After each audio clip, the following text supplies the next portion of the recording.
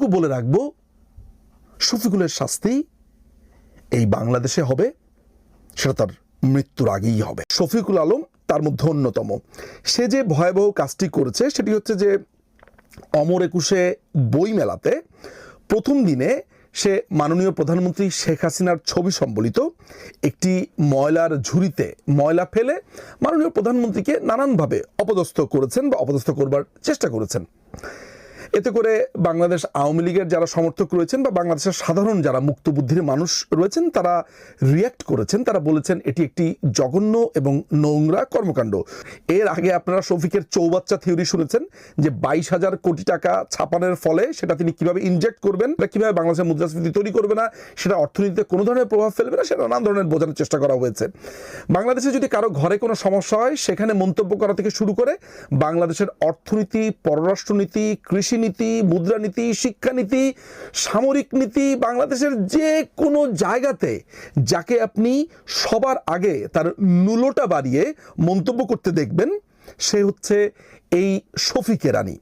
এই শফিক এরানির ধারণা হয়েছে যে সে যেহেতু ক্ষমতা পেয়ে গিয়েছে তাকে সম্ভবত সব কথার উত্তর দিতে হবে এবং ক্রমাগতভাবে বাংলাদেশ আওয়ামী লীগের সভানেত্রী বঙ্গবন্ধুর কন্যাকে নানানভাবে অপমান এবং অপদস্থের মধ্য দিয়ে সে ক্রমাগতভাবে নেওয়ার চেষ্টা করছে। তার টার্গেট একটাই, সেটা হচ্ছে যে বাংলাদেশ আওয়ামী লীগের যারা কর্মী আছে, সমর্থক আছে, তাদেরকে নানানভাবে আহত করা, মাননীয় প্রধানমন্ত্রীকে অপমান করা, এটি তার একটা বড় উদ্দেশ্য। আমি শুধু শফিককে একটা কথা খুব পরিষ্কারভাবে বলে দিতে চাই, সেটা হচ্ছে যে বাংলাদেশ আওয়ামী লীগ যারা সমর্থন করে তারা আমি আওয়ামী লীগ করি ওই পর্যন্ত সীমাবদ্ধ না। ওই করির মধ্যে একটা শব্দ ভালো করে মনে রাখা দরকার যে তারা আওয়ামী লীগকে ধারণ করে।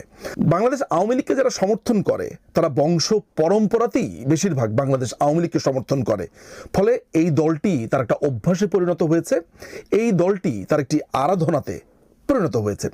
আপনি বাংলাদেশ আওয়ামী লীগকে যদি টুকরো টুকরো করে দিতে চান, সেই টুকরো জায়গা থেকে আবার বাংলাদেশ আওয়ামী লীগই হয়ে যাবে। 1975 সালে 5টা ভাগে ভাগ হয়েছিল বাংলাদেশ আওয়ামী লীগ, এরপরে এই বাংলাদেশকেই গড়েছে বাংলাদেশ আওয়ামী লীগ। সেই সব তথ্য আপনাদের অজানা নয়।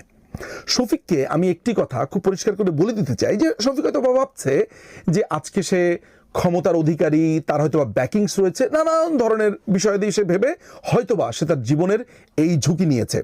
এই বিষয়ে অবশ্য আমার এক সহকর্মী, আমার এক বন্ধু নকিব আশরাফ খুব চমৎকার একটি স্ট্যাটাস লিখেছে। আমি সেই স্ট্যাটাসের সাথে পুরোপুরি একমত কিনা সেটি আমি এখানে বলছি না, কিন্তু যারা পারেন তারা সেই স্ট্যাটাসটা একটু দেখে আসবেন। কিন্তু আমি শফিকুল আলমকে একটা কথা একটু পরিষ্কারভাবে বলে দিতে চাই, সেটা হচ্ছে যে আমরা যদি এই পৃথিবীতে বসবাস করে থাকি, তিনিও যদি এই পৃথিবীতে বসবাস করে থাকে, হতে পারে তিনি হয়তোবা এক সময় এই বাংলাদেশে থাকবেন না, তাকে পলাতক জীবনযাপন করতে হবে, নির্বাসিত জীবনযাপন করতে হবে। কিন্তু এটা বলে রাখা ভালো যে এই পৃথিবীর যে কয়টা চরিত্রকে বাংলাদেশ আওয়ামী লীগ ভবিষ্যতে খুঁজে নিয়ে আসবে, যে কোনো মূল্যে, যে কোনোভাবে, পৃথিবীর যে কোনো প্রান্ত, যে কোনো কিছুর বিনিময়ে খুঁজে নিয়ে আসবে, তাদের মধ্যে অন্যতম এই শফিকুল। কানের মধ্যে মাফলার পেঁচিয়ে কিংবা কোনো গর্তে লুকিয়ে এই শফিকুল কোনোদিন মুক্তি পাবে বা মুক্তি পাওয়ার চেষ্টা করতে পারবে, আমার অন্তত পক্ষে তা মনে হয় না। শফিকুল আলম ক্রমাগতভাবে বাংলাদেশ আওয়ামী লীগের সভানেত্রী বঙ্গবন্ধু কন্যাকে অপমানের মধ্য দিয়ে আমাদের ভেতরে যে স্ক্র্যাচ, যে দাগ কাটবার চেষ্টা করেছে, সেই দাগ কাটাতে তিনি কতটা সফল আমি জানি না। তবে একটা ব্যাপারে তিনি নিশ্চিত থাকতে পারেন যে বাংলাদেশ আওয়ামী লীগ কখনো এই শফিকুলকে ভুলে যাবে না। আইনের মধ্য থেকে পৃথিবীর যে কোন রাষ্ট্রের সাথে বন্দি বিনিময় চুক্তি, যা কিছু প্রয়োজন, এভরি নুক অ্যান্ড কর্নার, প্রত্যেকটা জায়গা সেচে যা করণীয় বাংলাদেশ আওয়ামী লীগ তা করবে। এই কথাটা আজকে আমি খুব বড় গলায় বলতে পারি, বিকজ আমরা এটা করব। শফিকুল মনে করছে যে এই ইত্রামি, এই নোংরামি করে সে হয়তোবা বেঁচে যাবে, বাংলাদেশ আওয়ামী লীগ হয়তোবা আর কখনো ক্ষমতায় আসতে পারবে না, এটা সে ভাবছে। তার ভাবনা ভুল না শুদ্ধ সেগুলো নিয়ে কোনো আমি মন্তব্য করব না।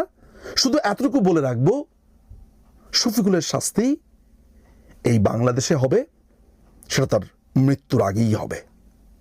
অনেক ধন্যবাদ।